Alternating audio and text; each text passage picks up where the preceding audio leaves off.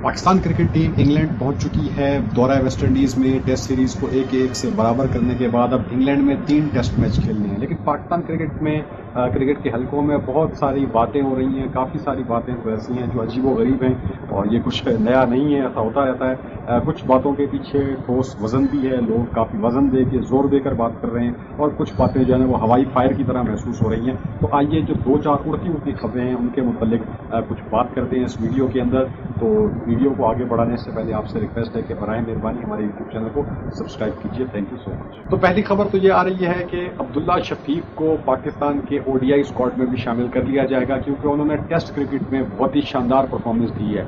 ये मेरी नज़र में एक इंतहाई अहमकाना फैसला होगा अगर ऐसा किया जाए तो। क्यों? उसके पीछे मैं आपको 2 बहुत बड़ी एग्जांपल्स देने लगा हूँ। 1998 पाकिस्तान और ऑस्ट्रेलिया के दरमियान टेस्ट मैच खेला जा रहा था, पेशावर के अंदर ये टेस्ट मैच था। हमने नई क्रिकेट देखना शुरू की थी। हम सब ओपनिंग बैट्समैन सईद अनवर को बहुत पसंद करते थे। हम सारे बच्चे जो थे सईद अनवर के बहुत बड़े फैन थे। लेकिन उस टेस्ट मैच में मार्क टेलर, ऑस्ट्रेलिया के test captain, triple century score की, 334 रन बनाए और अगली बारी में 90 रन बनाए। तो कुल मिलाकर उन्होंने उस पेशावर टेस्ट मैच के अंदर 424 रन बनाए और हम सब सईद अनवर के फैन थे। ये ब्रायन लारा का भी नाम सुना था। एकदम से हम मार्क टेलर के फैन बन गए थे। मुझे याद है हम सारे जितने भी दोस्त थे, हम बहुत कम उम्र के बच्चे थे, बिल्कुल बचपने में थे, लेकिन वो इतनी शानदार क्रिकेट थी और हमने भी नई क्रिकेट देखना शुरू की थी। तो मार्क टेलर को, जो कि कप्तान भी थे ऑस्ट्रेलिया के टेस्ट के, ओडीआई में सेलेक्ट नहीं किया गया था और अगले साल वर्ल्ड कप के लिए भी स्टीव वॉ ने कप्तानी की थी और अपनी टीम को वर्ल्ड कप भी जिताया था। लेकिन उसी दौरे पर टेस्ट सीरीज के बाद ओडीआई सीरीज भी होनी थी। 424 रन एक टेस्ट मैच में बनाने के बावजूद, यानी कि अवे टेस्ट, ऑस्ट्रेलिया के लिए अवे टेस्ट था, मार्क टेलर को ओडीआई क्रिकेट में सेलेक्ट नहीं किया गया। दूसरी बहुत बड़ी एग्जांपल आपको देता चलूं कि 2001 की बात है। कलकत्ता का फेमस टेस्ट मैच ऑस्ट्रेलिया और भारत के दरमियान खेला जा रहा था, जहां पे पहला टेस्ट मैच ऑस्ट्रेलिया ऑलरेडी हार चुका था और भारत पहला टेस्ट मैच हार चुका था और दूसरे टेस्ट मैच में भी ऑस्ट्रेलिया ने पहली बारी में बहुत बड़ा स्कोर कर लिया था। इंडिया को फॉलो ऑन हो गया था, लेकिन उस फॉलो ऑन का मुकाबला करते हुए वीवीएस लक्ष्मण ने 281 रन बनाए थे। 281 रन, लेकिन और अपनी टीम को एक मैच विनिंग नॉक खेल के दिया था। 281 रन ऑस्ट्रेलिया के खिलाफ क्या ही बात है। लेकिन वीवीएस लक्ष्मण को ही उसके बाद चैंपियंस ट्रॉफी और T20 के 50 ओवर वर्ल्ड कप में सिलेक्ट नहीं किया गया था। तो आपके सामने इतनी बड़ी मैंने मिसालें दे दी हैं। तो अब्दुल्ला शफीक ने ना तो 424 रन बनाए कि 334 बना लिए, दूसरी बारी में 90 बना लिए हों, ना वीवीएस लक्ष्मण की तरह फॉलो ऑन होने के बावजूद 281 रन बनाए, लेकिन 160 की शानदार बारी खेली है।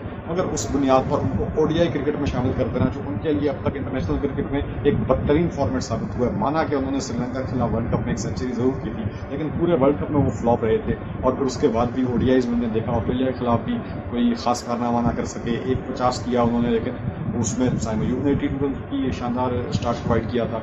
और फिर साउथ अफ्रीका के खिलाफ मुसलसल 3 मरतबा सफर का शिकार हुए और ओडीआई में उनका रिकॉर्ड बहुत ही हल्का है, कमज़ोर रिकॉर्ड है। तो पाकिस्तान टेस्ट में भी उनका रिकॉर्ड काफ़ी ख़राब था, इस वजह से ड्रॉप हुए। लेकिन अब एज ए बैकअप के तौर पर वापस आए, एक अच्छी बारी खेली। लेकिन हम सब जानते हैं कि वो एक लिमिट स्ट्रोक प्ले के बैट्समैन हैं, सेट होने में काफ़ी टाइम लेते हैं। उनके पास शॉट्स 2-4 शॉट्स बहुत कमाल है, एक ड्राइव वगैरह या ऑन द ऑफ खेलते हैं, लेकिन जब फंस जाते हैं, शेल में चला जाता है अब्दुल्ला शफीक, फिर वो शेल से बाहर नहीं निकलता। फिर उस शेल से बाहर निकलने के लिए वो ऊट पटांग शॉट मार के आउट हो जाता है। ये मैं वाइड बॉल की बात कर रहा हूँ। तो मेरा ख्याल है कि ये एक गलत फैसला होगा, क्योंकि आपको हर हाल में साइम अयूब और फ़खर जमान ही बतौर ओपनर आपको चाहिए होंगे, जो आपको 2027 वर्ल्ड कप में ओपनर्स की जिम्मेदारियां निभाएं। दूसरी बड़ी खबर यहाँ पर चल रही है कि जी बाबर आजम को कप्तान बना दिया जाए ऑल फॉर्मेट का। यार खुदा के वास्ते, आपने बाबर आजम के ऊपर से बड़ी मुश्किल से प्रेशर उतरना शुरू हुआ था और उसने बतौर प्लेयर परफॉर्मेंस करना शुरू की थी, आहिस्ता आहिस्ता रन बनाने शुरू किए थे। अब फिर उसको टेस्ट की कप्तानी दे दी, चलो शुक्र है उससे रन हो गए, लेकिन अब फिर उसको ऑल फॉर्मेट कप्तान बनाओगे, फिर वही बातें, फिर वही स्ट्राइक रेट, फिर बाबर आजम अपने आप को प्रूव करने लग जाएगा, फिर ये फिर वो एक सारा माहौल क्रिएट हो जाएगा। तो बाबर आजम को इन चीज़ों से आज़ाद रखो। अगर आपने, और पहले भी यही हुआ था, शाहीन अफरीदी को T20 का कप्तान बनाया, 5 मैच के बाद उतार दिया, फिर बाबर आजम आ गया। अब बाबर आजम वनडे का कप्तान है, फिर आप शाहीन को कप्तानी से उतार के फिर बाबर आजम आ जाएगा। क्या शाहीन सोचेगा? अब शाहीन फिर किस माइंडसेट से गुजरेगा सोचो। वो तो अब की बार मुझे तो ऐसा लगता है कि कोई गालियां बकना शुरू कर देगा ऑनलाइन आके कि यार हर मरतबा मुझे कप्तानी दी जाती है, चंद मैचों के बाद मुझे हटा के फिर बाबर आजम आ जाता है, तो ये तकल्लुफ फिर करने की क्या जरूरत है? तो इसलिए खुदा के लिए ऐसा ना किया जाए। और बाबर आजम का ये टेस्ट की कैप्टनसी के भी मैं हक में नहीं था। उसकी मेन वजह यही है कि बाबर आजम के अब जो साल बचे हैं बतौर प्लेयर जितने रन समेटने या समेट लो, कुछ कोई रिकॉर्ड बना लो, अपनी एक लेगेसी पीछे छोड़ जाओ as a player. Babar Azam के मतलब बातें हो रही हैं। बाबर आजम ने जी अवे टेस्ट मैचेस में 12 टेस्ट मैचों में कप्तानी की है, जिसमें से 9 जीते हैं भाई, उसमें से 2 जिम्बाब्वे के खिलाफ हैं, 4 श्रीलंका के खिलाफ हैं और 2021 में 2 बांग्लादेश के खिलाफ है। तो ये अवे टेस्ट है। बाबर आजम 2020 में टेस्ट टीम के कप्तान अनाउंस हुए थे, बहुत गलत फैसला था। Legendary test player Azhar Ali को हटाकर बाबर आजम को कप्तान बनाया गया था, लेकिन न्यूजीलैंड के खिलाफ 2 अवे टेस्ट जो मैचेस थे वहां पे बाबर आजम उन मैचेस का हिस्सा नहीं थे। फिर बाबर ने कप्तानी छोड़ी, ऑस्ट्रेलिया में 3 टेस्ट मैच थे, वहां बाबर हिस्सा नहीं थे। फिर साउथ अफ्रीका के खिलाफ हमने 3 away test match, 2 away test matches खेले, वहां पे बाबर हिस्सा नहीं थे। अब बाबर इंग्लैंड में अवे टेस्ट मैच में एज ए कैप्टन जा रहे हैं, तो उनकी परफॉर्मेंस हम देख लेंगे। लेकिन अगर वो न्यूजीलैंड के 2 टेस्ट मैचेस, 2 साउथ अफ्रीका के और 3 ऑस्ट्रेलिया के 7 टेस्ट मैचेस में कप्तान होते, तो बाबर का जो अवे का रिकॉर्ड है कि अवे टेस्ट मैच 12 में से 9 जीते हैं, तो ये उन्होंने 19 में से 9 टेस्ट मैचेस जीते होते, क्योंकि वो 7 मैचेस पाकिस्तान हार गया था। बाबर आजम कप्तान होते तो भी हारना था, नहीं थे कप्तान तो भी हारा, क्योंकि न्यूजीलैंड के दोनों मैचेस इनिंग्स से हारा पाकिस्तान, और साउथ अफ्रीका के दोनों मैचेस चांद मसूद की कप्तानी में पाकिस्तान हार गया।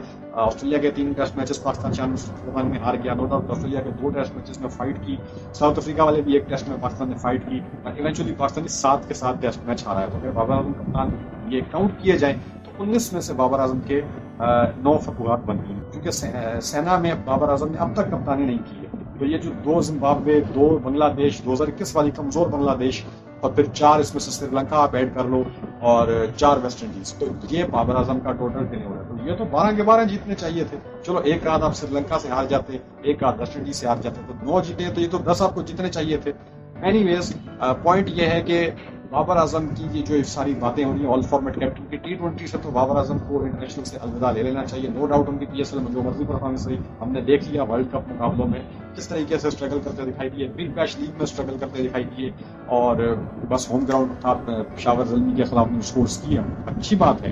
काफ़ी सारे ऐसे प्लेयर हैं जो कि डोमेस्टिक T20 टूर्नामेंट में परफॉर्म करते हैं, पर अपनी टीमों के लिए इंटरनेशनल नहीं खेल पाते। शुभमन गिल एक बहुत बड़ी मिसाल है, गुजरात टाइटंस की टीम के कप्तान है, तूफानी किस्म की बल्लेबाजी करते हैं, 150 से ऊपर का स्ट्राइक रेट होता है, और लेकिन इंडियन टीम का वो हिस्सा नहीं है। वक्ती तौर पर उन्हें वाइस कैप्टन बनाया गया था, लेकिन जब उनकी टीम में संजू सैमसन वापस आए, ईशान किशन वापस आए, फिर वैभव सूर्यवंशी की को भी शमूलियत हासिल हुई, तो अब अगले 10 साल तक या जब तक शुभमन गिल खेलेंगे वो इंडिया की T20 टीम का हिस्सा मुझे तो नहीं लगता कि वो कभी बन पाएंगे।